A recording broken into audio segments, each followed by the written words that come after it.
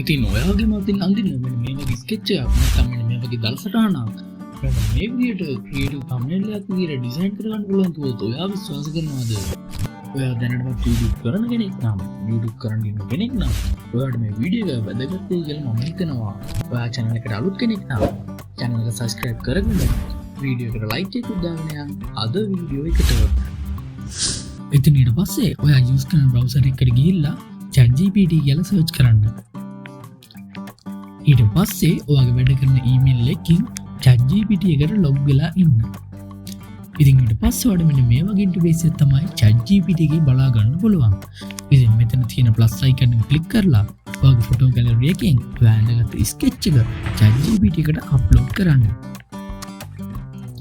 ඉතින් මෙතන ask anything කියන එකට මෙන්න මේ විදිහට ඔයා type කරගන්න. ඊට පස්සේ මේ උඩට තියෙන arrow එක click කරලා ChatGPT එකට මේක generate වෙන්න දෙන්න. ඉතින් මෙන්න මේ විදිහට ChatGPT එක අපි අප්ලෝඩ් කරපු ස්කෙච් එක ජෙනරේට් කරන ගමන් තමයි තියෙන්නේ.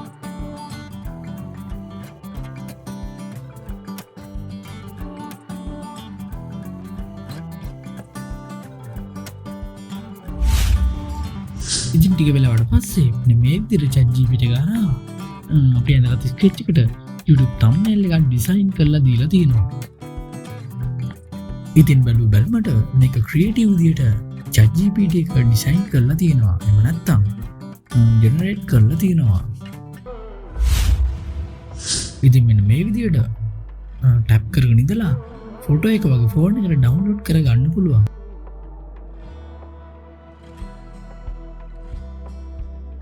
ඉතින් මම හිතනවා අද ගෙන අපු වීඩියෝ එක ඔයාලට වැදගත් වෙන්න ඇති කියලා. එහෙනම් තවත් මේ වගේ වීඩියෝ එකකින් හම්බ වෙනකම් හැමෝටම සුබ දවසක්.